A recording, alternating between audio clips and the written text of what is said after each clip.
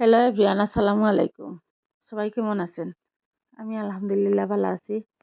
ছোট্ট একটা ভিডিও নিয়ে আইলাম আপনাদের মাঝে। যদি আমার ভিডিওর কোনো অংশ ভালো লাগে তাহলে like, comment, share and subscribe করে লইবা। দেখতে থাকুক। আজকে ডিম ভুনা করছি, আর অন্যান্য তরকারি আছিল, শুধু ডিম ভুনাও করছি, আর কিছু লাগছে না করা আছিল, সব কিছু মিলাইয়া। আমার ভিডিওটা কোন জায়গা থেকে দেখরা কইবা, আর ভালো লাগলে like, comment, share and subscribe করে লইবা। আমার দেশে বিদেশে ভাই বোন হল কেমন আছেন? ইনশাল্লাহ ভালো আছেন। দেখো, আমি প্রথমে ডিম ফ্রাই করে লাইছি, করিয়া লামাই লিমু। আর আমার ভিডিওটা কেমন লাগে কইবা। আজকের সাউন্ড ঠিক আছে নি কইবা। আসলে আমি তো মাইক্রোফোন ইউজ করি না, নতুন অবস্থায় তো আর সকলটা বুঝিয়ান না। আজ ইনশাল্লাহ আগামীতে আমি চেষ্টা করবো।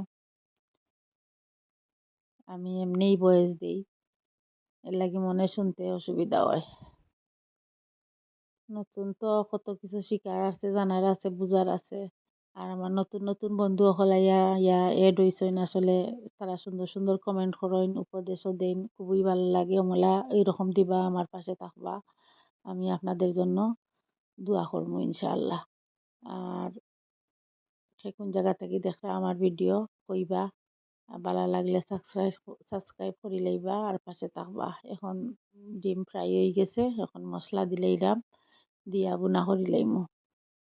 এটা বেচেলার বাই বই নকলর লাগি সহজ রেসিপি। ওই দেখো, আদা রসুন বাটা দিছি, আর পেঁয়াজ বাটা দিলাইমু, দিয়া বুনা করমু আর কি। বেচেলার যারা এরার লাগি সুবিধা হইব আমার রেসিপি দেখবা।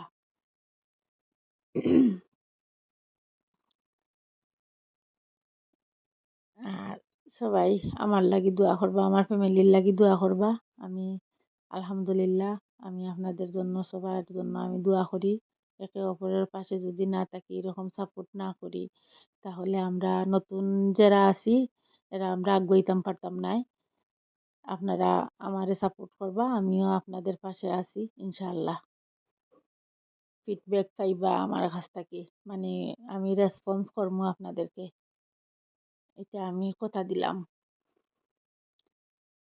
আর দেখতে থাকুকা, আমি পেঁয়াজ দিলাইছি বেশ কতখান, এখন পরিমাণ মতো লবণ দিলাইমু, দিয়া বালা করে কষাইয়া সব মশলা দিলাইমু। দেখতে থাকুকা, দেখি দেখি ভালো লাগলে একটা লাইক দিলাইবা। জানি না আমার ভিডিও লাইকের পরিমাণ কম হয়, ভিউ থেকে লাইক কম হয়। চুপি চুপি আমার ভাই বোন নহলে আইয়া দেখে যাইন গিয়া, একটা লাইকও দিন না। জানি না, মনে হয় আমার ভিডিও তার কাছে ভালো লাগে না, এর লাগে মনে হয় লাইক দিন না। আচ্ছা, যাই হোক, সমস্যা নাই, আমি খুশি আছি আলহামদুলিল্লাহ। এখন দিলাইলাম 2টা তেজপাতা, আর আগে তো আদা রসুন আর পেঁয়াজ দিছি। এখন মশলা বালা করে কষাইতে হইব, পেঁয়াজের গন্ধ যাইতে হইব, বাঁচতাম হইব।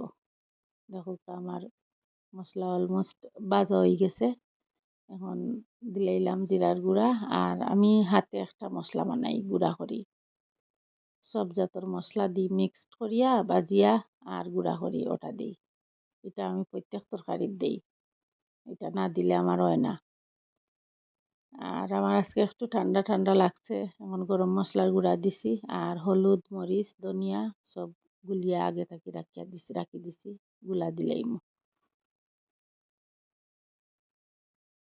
ধোকা গুলা মশলা দিলাইছি, দিয়া বালা করে কষাইয়া। ডিম বোনা তো সহজ, একবারে সহজ রেসিপি, এগুলো মানে দেখাইবার মতন কিচ্ছু নাই। যাই হোক, আমি আজকে যখন রান্না করছি তাই তুলিয়া ধরলাম আপনাদের মাঝে।